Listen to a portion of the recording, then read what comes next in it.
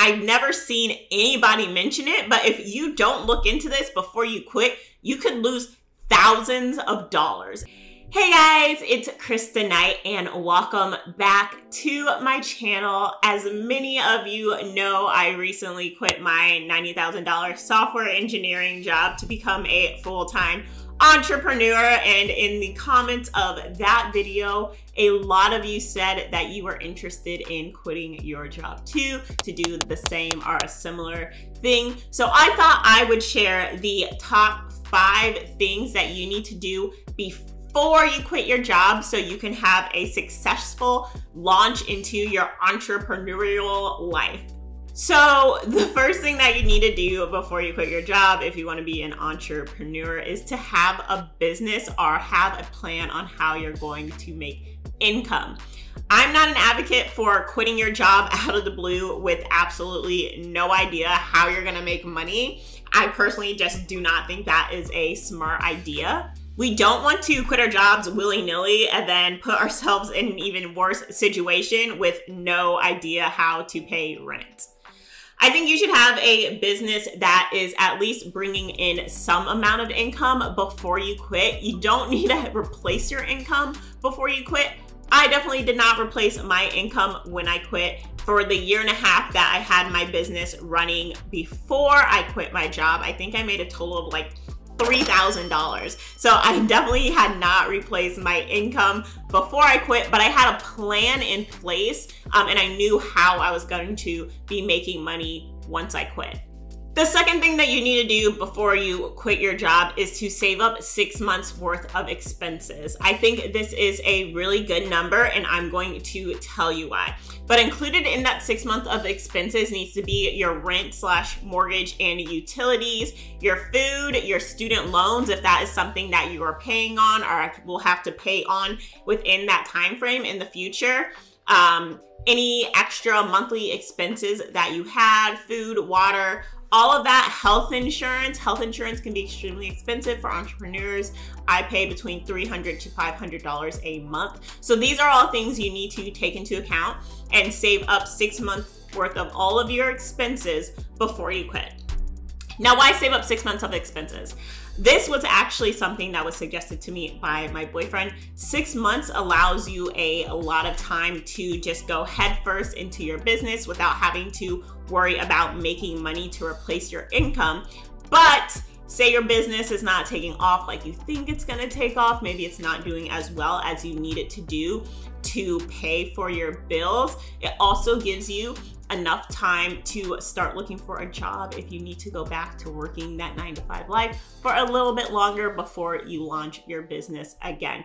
So I think 6 months is just like a really good safe amount. It's not too safe where you're like, okay, I can slack off for like months before I quit, but it's safe enough where it gives you a reliable source of income. It gives you plenty of time to build up your business enough to replace that income to pay your bills, and also gives you plenty of time if you are not doing so well and you need to go back into that 9-to-5 life.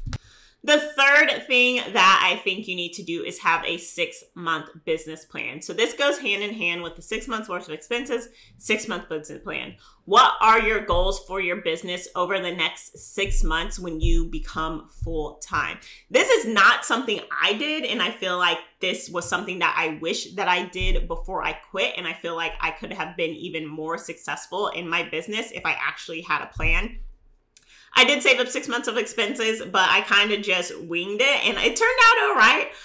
But I definitely think that it would have gone a lot better if I actually quit and had a plan for my business instead of waiting to figure it out after I quit. Having a plan in place is going to allow you to have a stable business when you go full-time, and that is something super important. We want to be very practical about our entrepreneurship.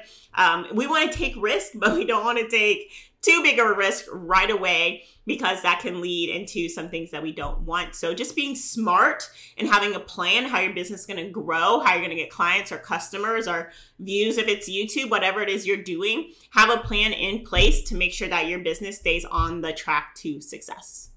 Okay, so I feel like this next one, I've never seen anybody mention it, but if you don't look into this before you quit, you could lose thousands of dollars. And that is checking when your 401k fully vests. What the heck does that mean? So if you're working a corporate job, you probably have a 401k program. And a 401k is saving for retirement. And it's usually pre-tax money that you put into an account, usually set up with your corporation or whatever. And sometimes some companies will match that. So when I was working a 9-to-5, I put in 6% of my pre-tax income, and my company would match that 6%.